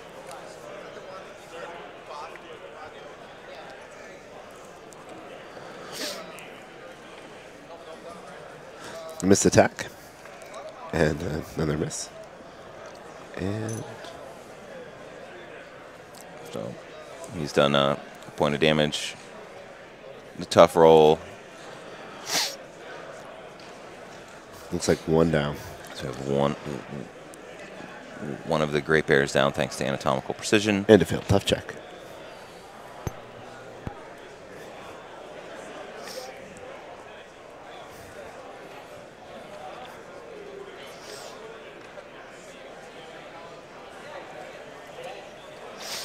So the Gladiator, the enraged Gladiator is going to trample. And they're going to trample. determine his trajectory. Ideally, he's looking to clip Iana's base. Yep.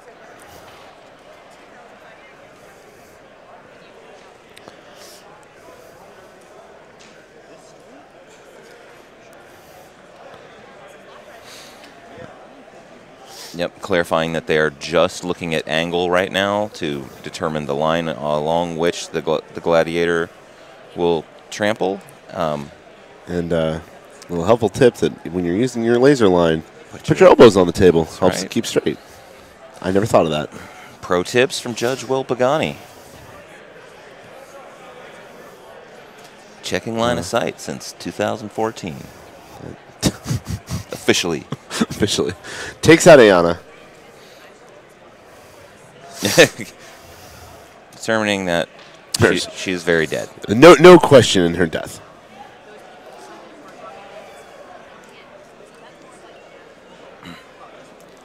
Xerxes is going to charge that Great Bear. Yep.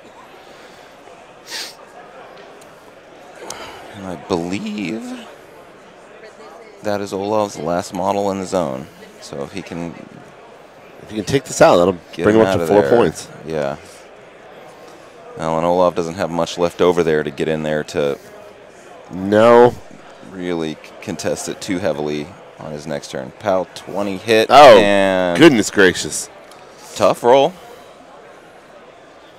Yes, this is 17 damage roll, and then, but he is slammed back out of the zone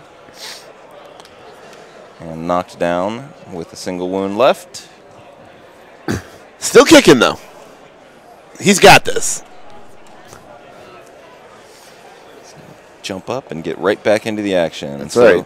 The standard bearer is going to go over behind some cover and get his toe into that zone. Keep in that zone. Be a pain in the ass. Successfully.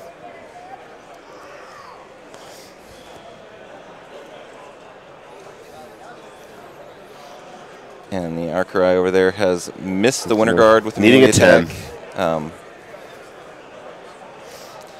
we are back over to Olov, who is going to hit the 10-minute mark momentarily. He's got 10 minutes and 13 seconds left right now. I'm excited to see what he does here. I love when it gets down to this point. You know, when the chips are all on the table. And so, did Watt score 2 control points? I'm trying to look and see. Trying to see. I believe he did, because it looks like it's just his pain givers and his forces in there. So that score should be 4-0. Looks like that's changing up right now. Dropping Iron Flesh off the Winter Guard. Will allow them to cover some necessary ground, probably toward that standard bearer. That would be my guess as well.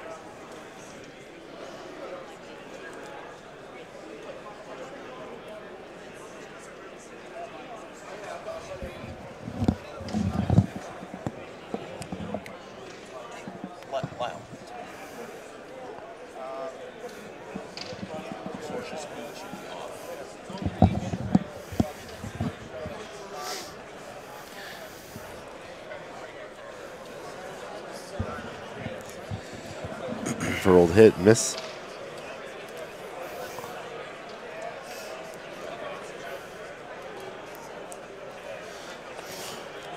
This is ranged attacks from Kovnik Grigorovich. No, this is a Winter Guard of Pierce. No, he shot. Grigorovich just shot his own Winter Guard. Right.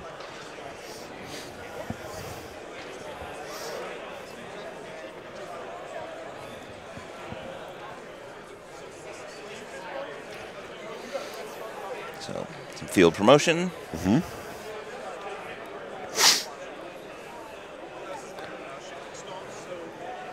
And clarification from the judge, when a model is field promoted, that model cannot attack this turn, so that's going to be one less attack from the Winter Guard when it comes time to activate them.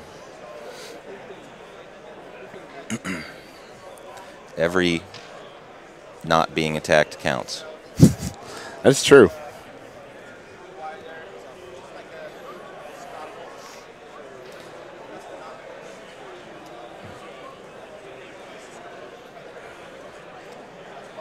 Winter Guard advancing, it looks like.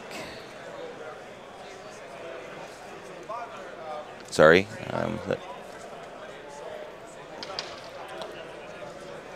Free strike kills winter guard.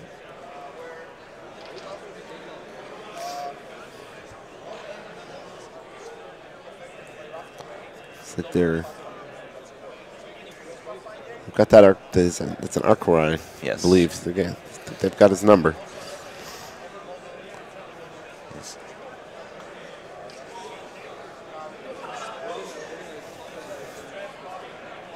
Yeah, that's it.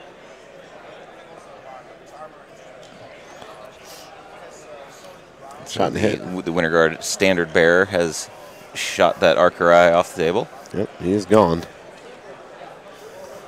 And this Rocketeer. Spraying Xerxes. Or, sorry, that is not a Rocketeer. Using the scatter shot. Using his blunderbuss. With Grape the shot. grape shot Yes. from the standard bearer.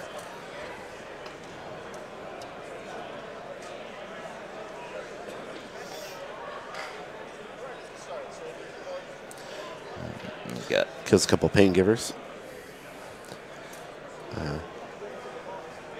8 off the roll on Xerxes. no damage. A valiant effort.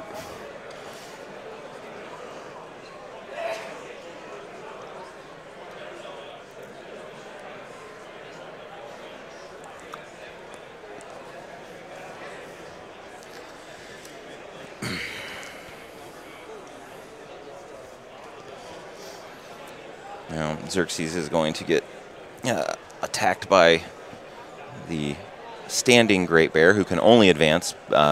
Fortunate for Watt because Xerxes was in his back arc. And our second Great Bear is going to stand up and advance. Now, I just heard charge on Xerxes, but I don't believe that's the case.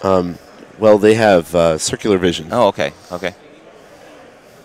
Charge on Xerxes indeed. I'm going to say that's going to the Gladiator 6. It's actually from Yarovich. He doesn't have any hair to get in the way of the eyes in the back of his head. I just thought they polished their axes really shiny so they could look back. It's another 9 points of damage with the backswing onto the Gladiator. Solid hit.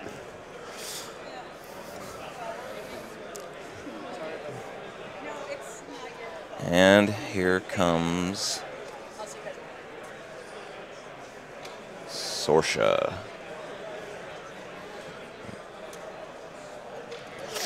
So they're And measuring, his 12-inch control area. which also happens to be her threat range, I believe. And he is out. Just barely. And what Watt said was, that means I'm lucky. And sometimes in games like this, sometimes it can come down to luck, right? Those measurements, 1/8 of an inch placement. War Machine's a game of millimeters.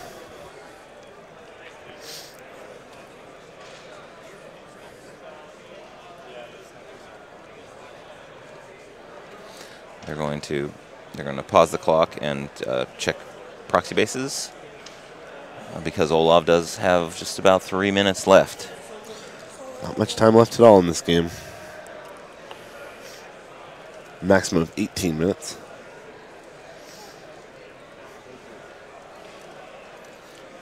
I'm trying to figure out what Olov's intent is. Mm-hmm.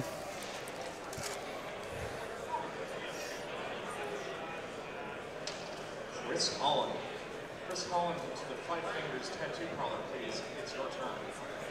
And if you haven't checked out the Five Fingers Tattoo Parlor, please do so. He just wants to go along a specific line.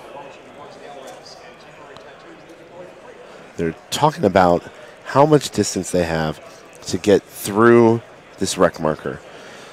Some pretty intense math that honestly I'm not quite following, but Because what we're looking for, I believe what he's talking about, he's looking for a Cyclone. So casting Cyclone and then an attempt at a charge is what he's looking at. It looks like Sorcha got in. Sorcha has charged Xerxes. He's got 4 focus. I'm at 7 hits. Power 13 on Xerxes, 5 off the roll. Another transfer. Transfers 8 damage to column 4 on the Gladiator. That Gladiator's real hurt. He's got 1 more transfer. And Gladiator's dead. Uh-oh. And so no more transfers. 3 more attacks. This could be a problem. Attack hits. He's going to boost the damage. Can't blame him. 2 focus left after this. 3 damage to Xerxes. Needed a bigger roll than that. Yeah, Watts gave out an audible I believe that's called a woo. woo of relief, right? Like you can see him pounding his chest. And a miss. And then Sorcha misses. There's a hit Watts, on that final attack. Watts feeling bad for Olov here.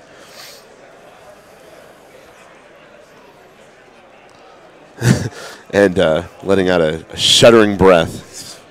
Relieved that Xerxes survived that onslaught. I would be too.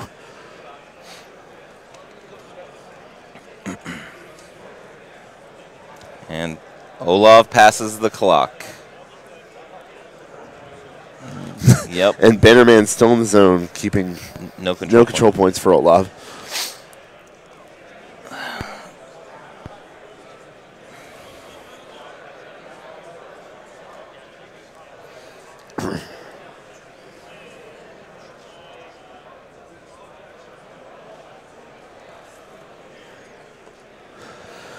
Watt is confirming Sorcha's defensive stats and looking at his options for how he can secure the win on this.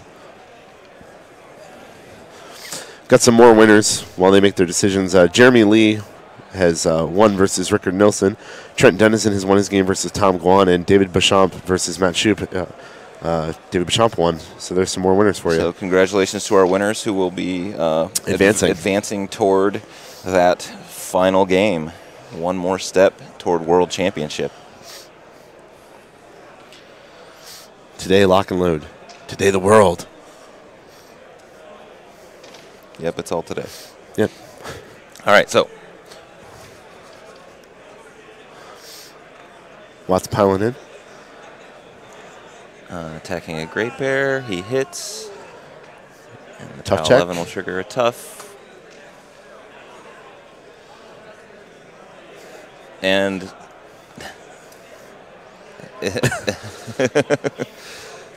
he is not tough. 2-man on Silas Wishnalier. And he is It's a death. he's dead. And a handshake. Congratulations to Jason Watt, winner for round 1. He'll be advancing into the next round. That was a great game. You can see Jason. He's very,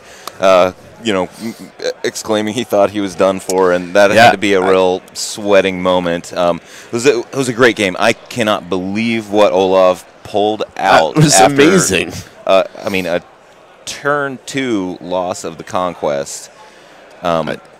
It was a fantastic game. Jason will be advancing on. Moving into that round 6. It was just a fantastic game. I love seeing that final chance when the Warcaster just makes that charge and possible assassination. I mean, that's the kind of game you dream of, and you sit there and you want that win so bad. And unfortunately, Olov couldn't pull it out. But it's great to see Jason Watt, such a great sport. You know, he really thought he was done for. Very friendly with his opponent anyway. But Jason, as he's about to potentially lose the game, he's still being very upbeat about it, and it's just fantastic to see that these guys, how these guys are playing and continuing on. So I think that's going to be it from us. I am Ed Bourelle, and I'm Michael Plummer. Thank you very much, and we've got more from Lock and Load Game Fest 2015 coming your way, so please stay tuned, and we'll be back with the second game in a little bit.